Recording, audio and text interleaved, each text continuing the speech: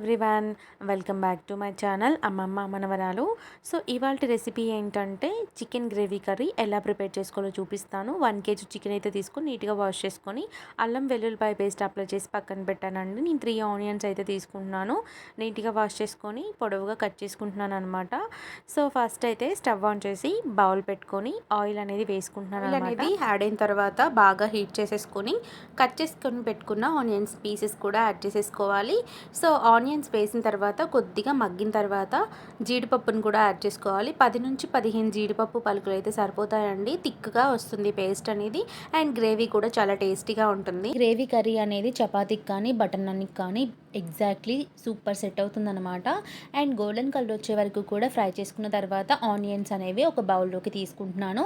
So చల్లారిన తర్వాత ఒక మిక్సీ జార్లోకి తీసుకొని కొద్దిగా వాటర్ అనేది యాడ్ చేసుకుంటూ థిక్ పేస్ట్ లాగా గ్రైండ్ చేసుకోవాలి. సో చాలా టేస్టీగా వస్తుందండి ఈ కర్రీ. మీరు కూడా ఈ స్టైల్ అయితే తప్పకుండా ట్రై చేయండి. అండ్ బౌల్లో మరికొద్దిగా ఆయిల్ అనేది వేసుకుంటున్నాను. 1 కేజీ చికెన్కి ఈ మాత్రం ఆయిల్ అనేది సరిపోతుందండి. అండ్ కొద్దిగా జీలకర్ర అండ్ కట్ చేసుకొని పెట్టుకున్న ఆనియన్స్ని కూడా యాడ్ చేసేసుకుంటున్నాను అనమాట. బాగా ఫ్రై చేసుకోవాలి. ఆయిల్లో మాడకూడదు, మీడియం ఫ్లేమ్లోనే ఫ్రై చేసుకుంటే సరిపోతుంది.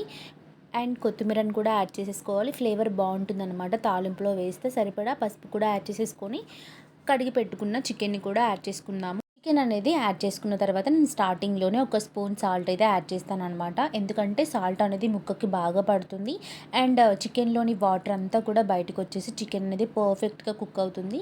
సో సాల్ట్ అనేది యాడ్ చేసిన తర్వాత మరి కాసేపు మగ్గనివ్వాలి. నేనైతే 10 మినిట్స్ అలా వదిలేసానండి. సో మూత పెట్టి అలా వదిలేయాలి. అండ్ తర్వాత 10 మినిట్స్ తర్వాత వాటర్ అనేది కూడా ఫామ్ అయిపోయింది. ఈ వాటర్ అన్నీ కూడా డ్రై అయిపోయేలాగా మనం మీడియం ఫ్లేమ్లోనే ఫ్రై చేసుకోవాలన్నమాట చికెన్ని. అండ్ టేస్ట్ అయితే అద్రిపోద్ది. మీరు తప్పకుండా ట్రై చేయండి. ఎక్కువ వాటర్ కూడా ఏమీ అవసరం ఉండదండి చికెన్లో. సరిపడా కారం అనేది యాడ్ చేసుకుంటున్నాను. సరిపడా సాల్ట్ కూడా యాడ్ చేసుకుంటున్నాను. చికెన్ కర్రీలో సాల్ట్ ఇంకా కారం అనేది పర్ఫెక్ట్గా ఉంటేనే బాగుంటుందన్నమాట. అండ్ థిక్నెస్ కోసం నీచు స్మెల్ ఉండకుండా ఉండడం కోసం నేనైతే 3 స్పూన్స్ కర్డ్ అయితే యూజ్ చేశాను. సో నచ్చితే వేయండి, లేకపోతే ఇగ్నోర్ కూడా చేయొచ్చు అనమాట. మిక్సీ పట్టుకున్న థిక్ పేస్ట్ని కూడా యాడ్ చేయాలి. కొద్దిగా వాటర్ అనేది యాడ్ చేసిన తర్వాత బాగా కుక్ అవ్వనివ్వాలన్నమాట. పచ్చివాసన పోవాలి కదా ఈ పేస్ట్ కూడా, అందుకని ఒక 5 మినిట్స్ వరకు కుక్ అయిన తర్వాత ఫైనల్గా గరం మసాలా పౌడర్ అండ్ ధనియాల పౌడర్ కూడా వేసుకుంటున్నాను. నేను చికెన్ మసాలా ఇంకా వేరే మసాలాలు ఏం యూజ్ చేయనండి. ఇంట్లో ప్రిపేర్ చేసుకున్న గరం మసాలా అండ్ ధనియాల పౌడర్ వేస్తున్నాను. అండ్ ఫైనల్గా కస్తూరి మేతి వేసుకొని సో గార్నిష్ కోసం కొత్తిమీరని అయితే మళ్ళీ కొద్దిగా యాడ్ చేసేసుకొని సర్వ్ చేసుకుంటే చాలా టేస్టీగా ఉంటుంది. మీరు కూడా తప్పకుండా ట్రై చేసి టేస్ట్ ఎలా ఉందో కామెంట్ చేసి నచ్చితే లైక్ చేయండి, షేర్ చేయండి, సబ్స్క్రైబ్ చేయండి. థ్యాంక్